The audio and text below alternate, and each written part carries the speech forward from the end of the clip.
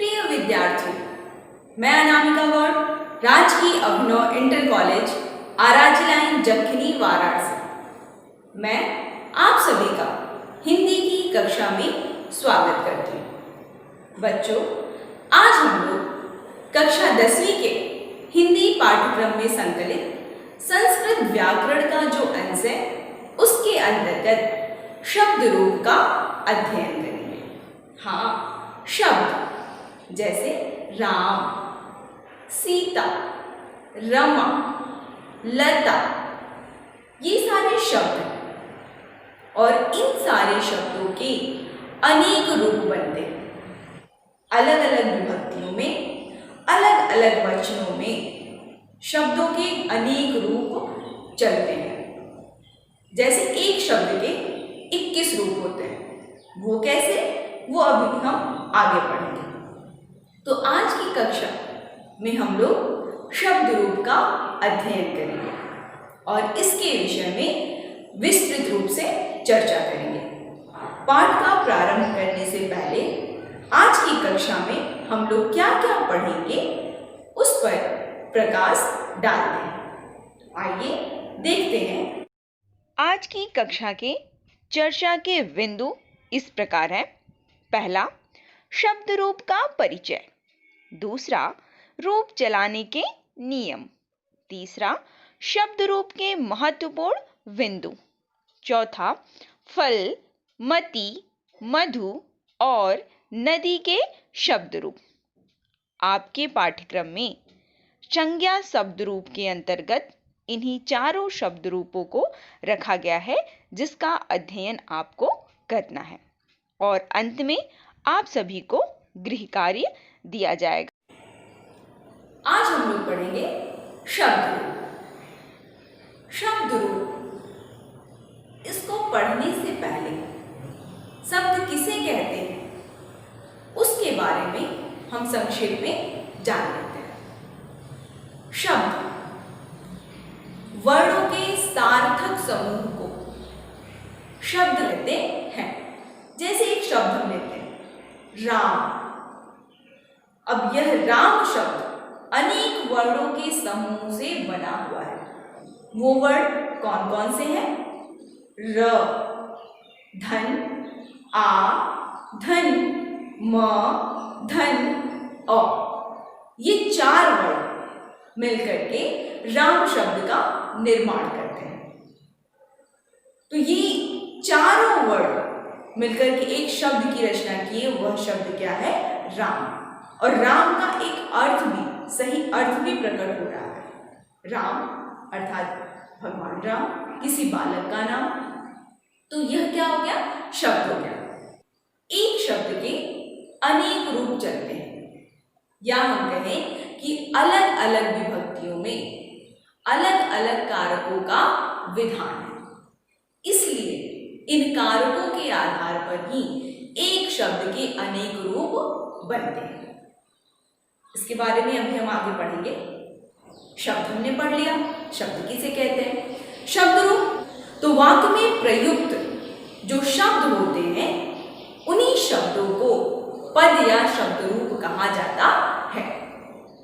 पद या शब्द रूप का संबंध एक ओर तो शब्द से होता है और दूसरी ओर वाक्य से होता है। क्यों? क्योंकि वाक्य में प्रयुक्त जो शब्द होते हैं वही पद कहलाते हैं। बच्चों, संस्कृत के सभी शब्द रूपों को एक साथ याद करना थोड़ा मुश्किल है। इसलिए इन शब्द रूपों को हम आसानी से याद कर सकें, इसके लिए एक छोटा सा ट्रिक है। ट्रिक ये है कि मान लीजिए हम राम शब्द का रूप याद करते हैं। राम, तो अगर हम इस शब्द को देखते हैं तो जैसे ही हम राम बोल रहे हैं, इसके शब्द के अंत में अ आ रहा है, तो राम अकारांत पुल्लिंग शब्द है।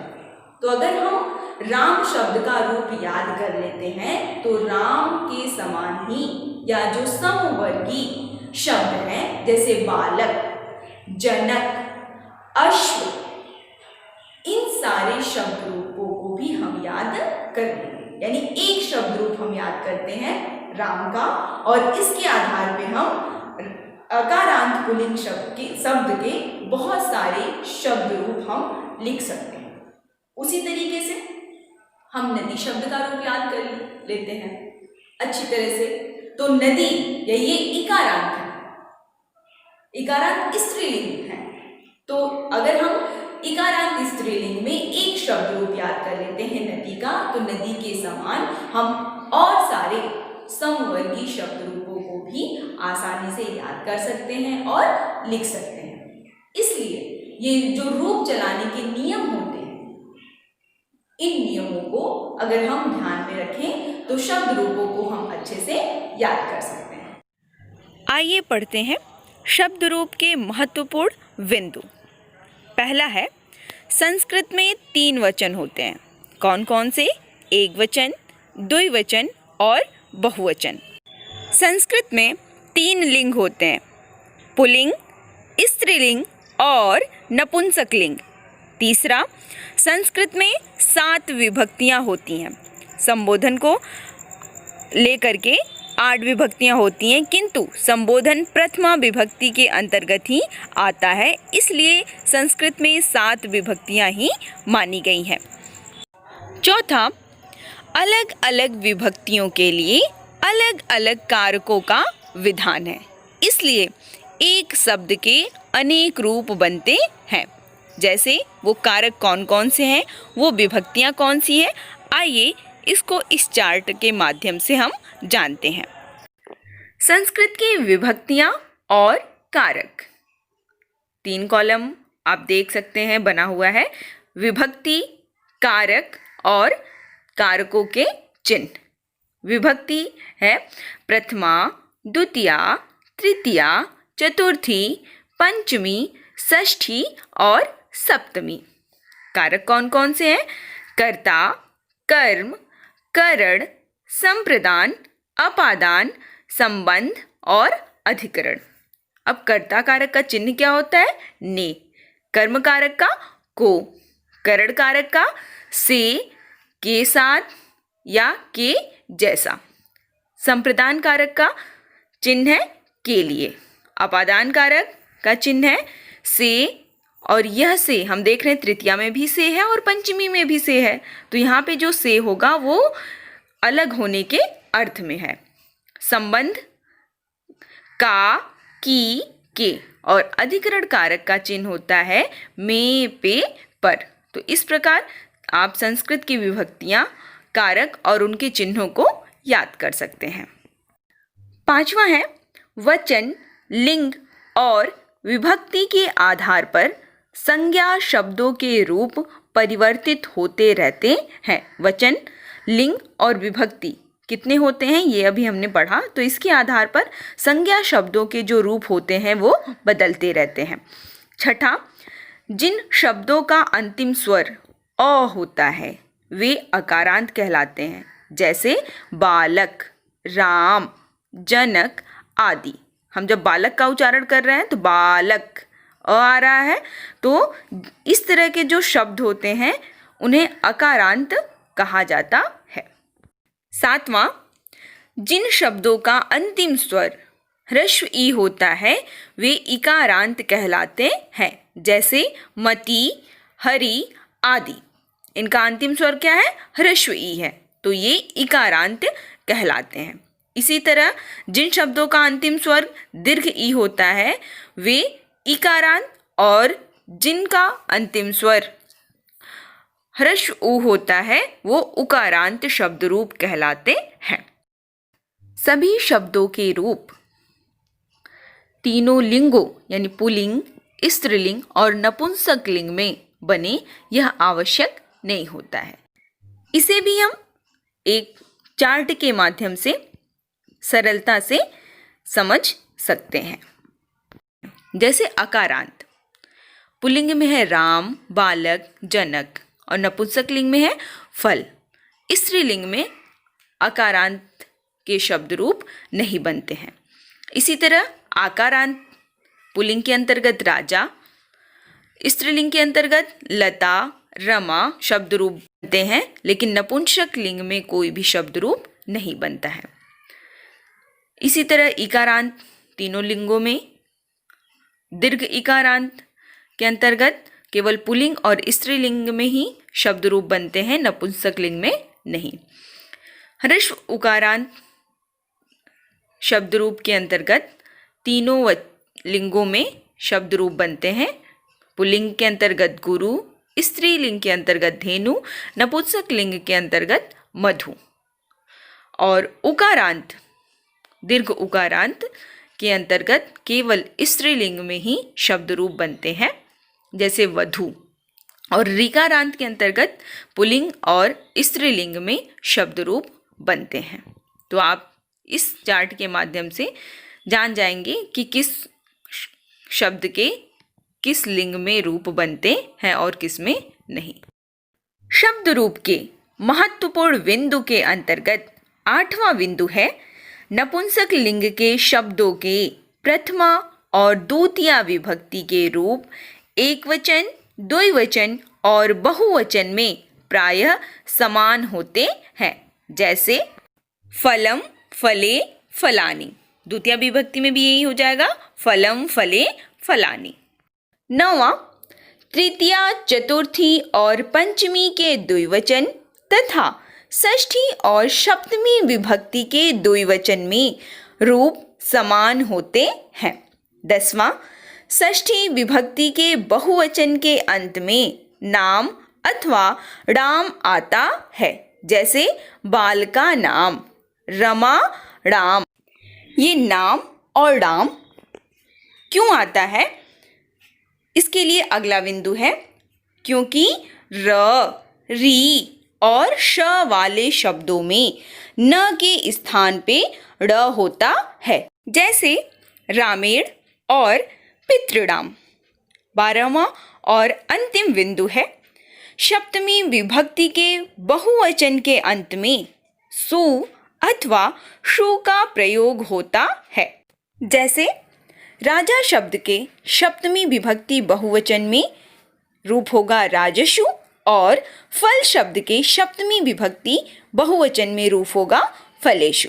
तो इस प्रकार आप शब्द रूप के महत्वपूर्ण बिंदुओं को याद रखेंगे। बच्चों, आप लोग को शब्द रूप के महत्वपूर्ण बिंदु बताए गए हैं ताकि आप शब्द रूप को आसानी से याद कर सकें। इसलिए आप लोग इन बिंदुओं को ध्यान में रखेंगे।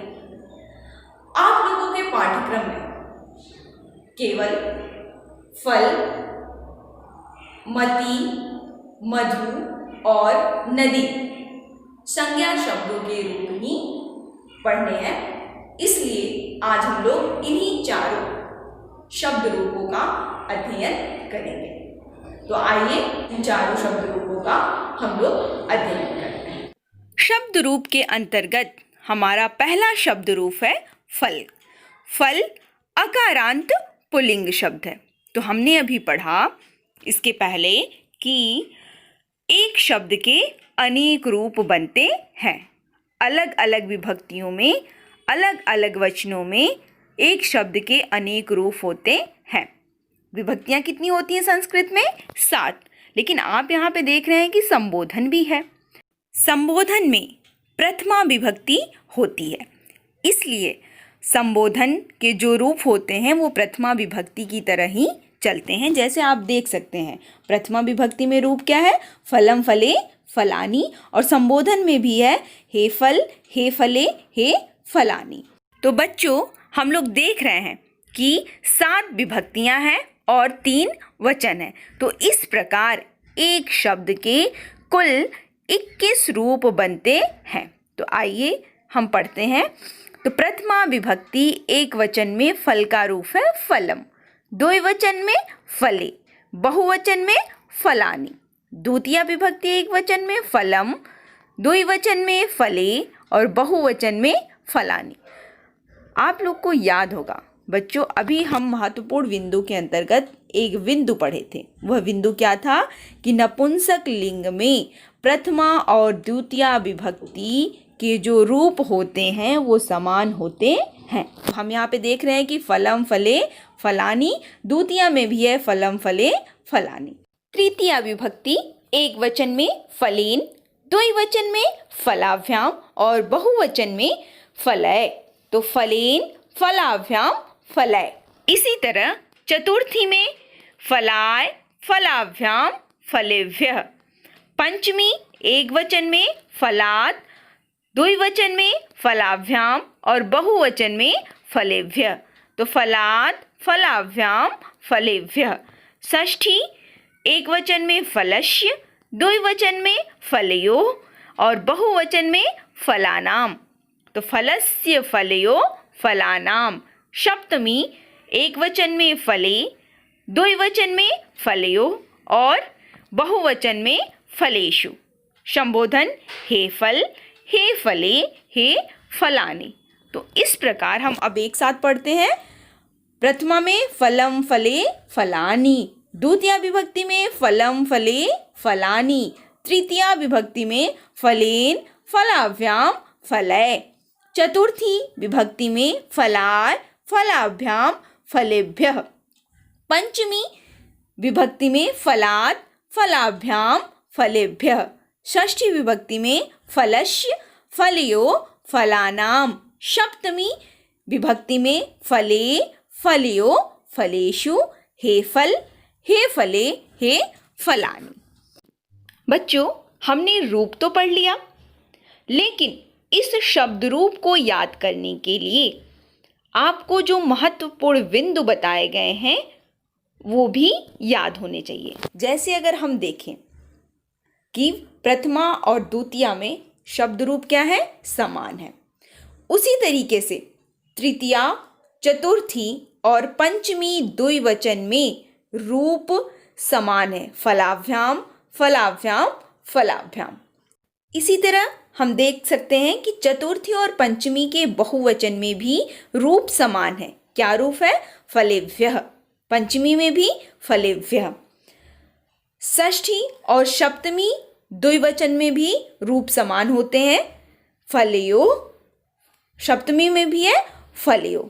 तो इस प्रकार हम शब्द रूपों को आसानी से इन बातों को ध्यान में रख करके याद कर सकते हैं।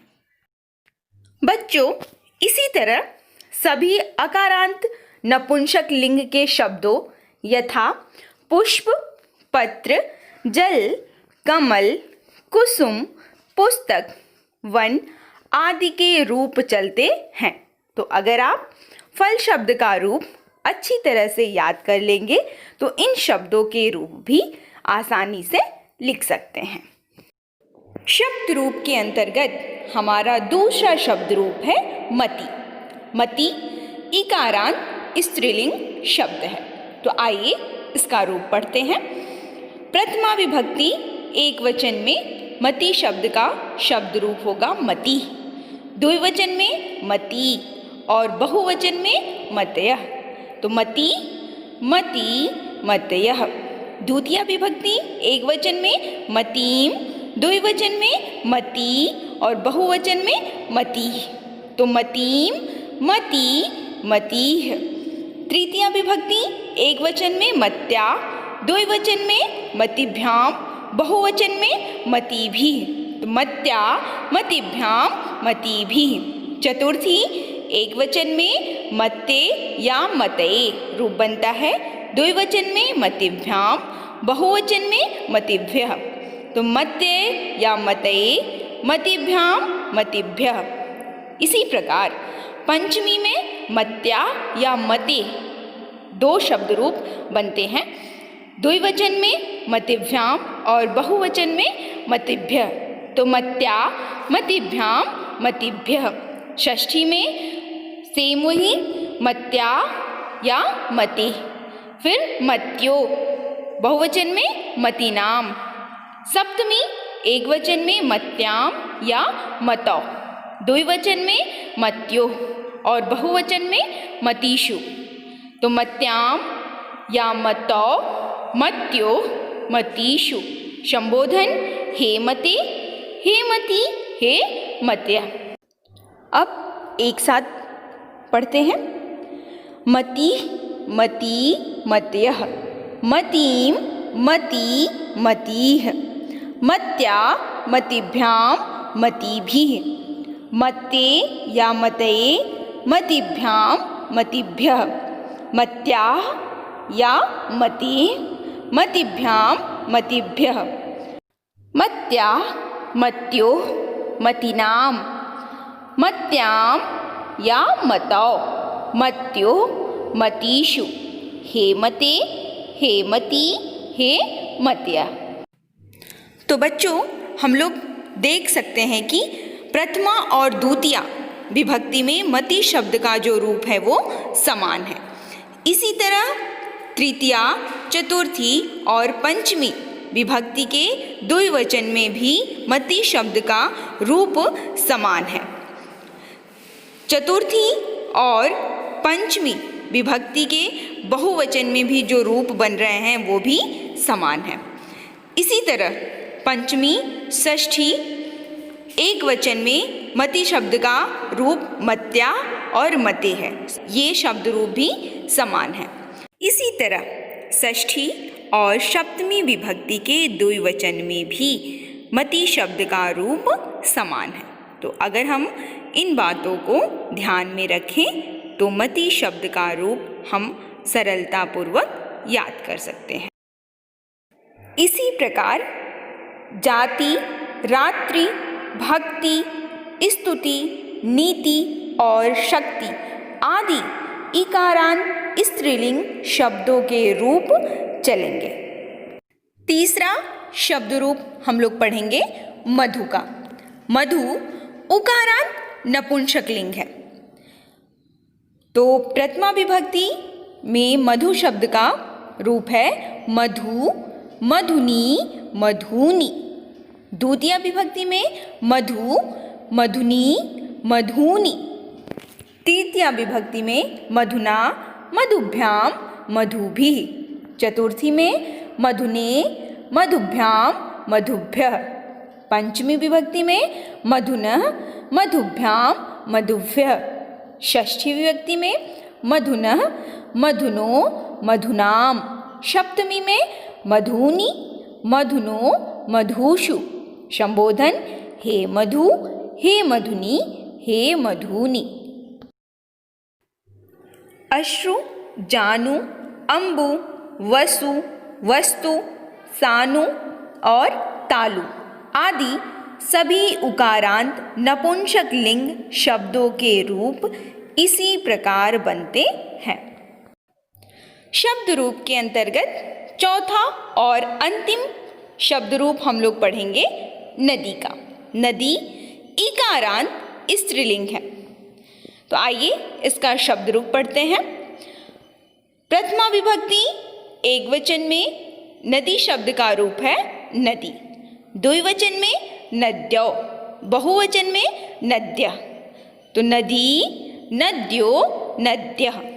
द्वितीय विभक्ति एक वचन में नदीं, नद्यो, नदीः। तृतीय विभक्ति एक वचन में नद्या, द्विवचन में नदीभ्याम और बहुवचन में नदीभिः। तो नद्या, नदीभ्याम, नदीभिः। चतुर्थी एक वचन में नद्यै, द्विवचन में नदीभ्याम और बहुवचन में नदीभ्यः। पंचमी एक वचन में नद्या, द्विवचन में नदीभ्याम और बहुवचन में नदीभ्यः।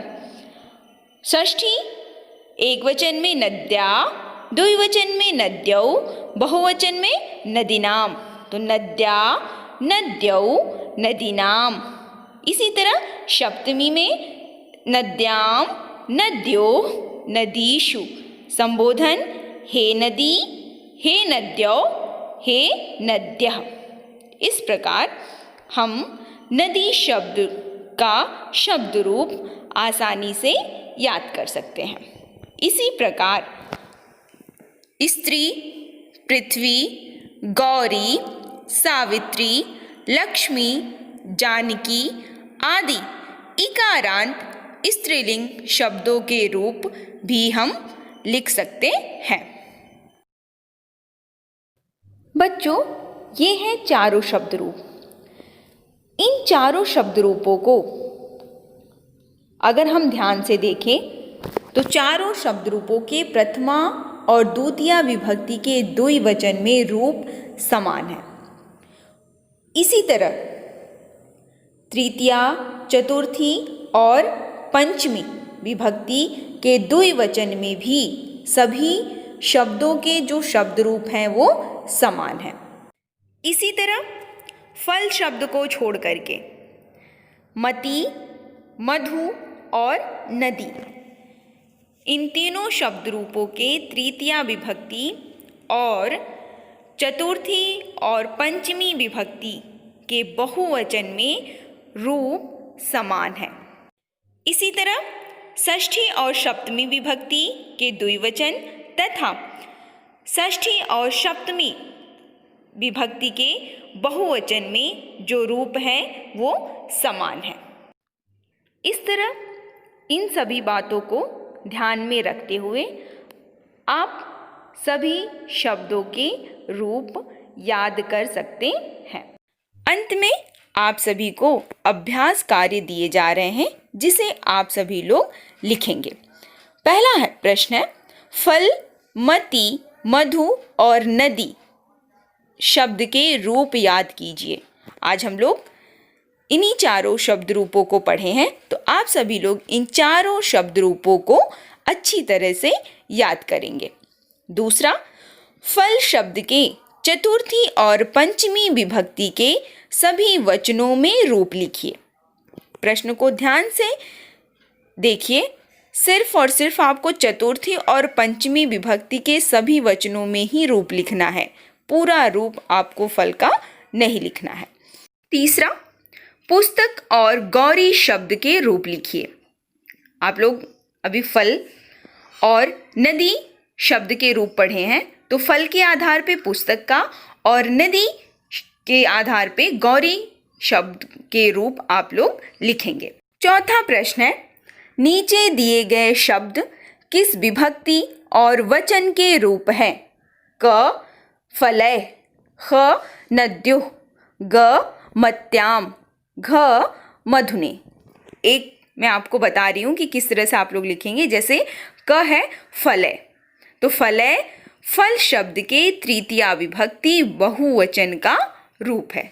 तो आप लोग इसी तरह बाकी शब्द किस विभक्ति और वचन के रूप हैं ये आप लोग लिखेंगे।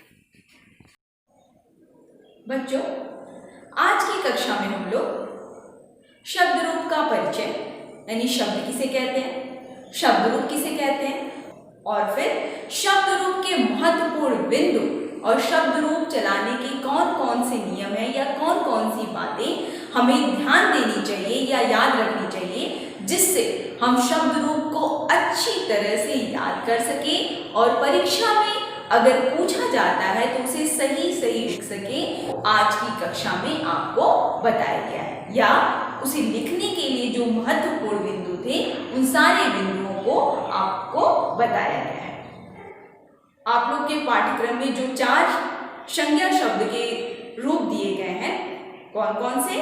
फल, मति और नदी। इन चारों संज्ञा शब्द रूपों को हम लोगों ने पढ़ा और किस तरह से हम सरलता से याद कर सकते हैं यह भी हमने आज की कक्षा में जाना। अंत में आपको अभ्यास कार्य दिया गया है जिसे आप सभी लोग लिखेंगे और जो शब्द रूप याद करने के लिए दिए गए हैं उन शब्द रूपों को भी याद कर लेंगे। आपको अभ्यास कार्य या जो गृह कार्य दिया गया है उसे करने में किसी भी प्रकार की कोई कठिनाई नहीं आती। तो उम्मीद करती हूँ कि आज की कक्षा में आपको जो शब्द रूप पढ़ाए गए हैं वो आसानी से समझ में आ गया होगा। तो मिलते हैं फिर अगली कक्षा में। धन्यवाद।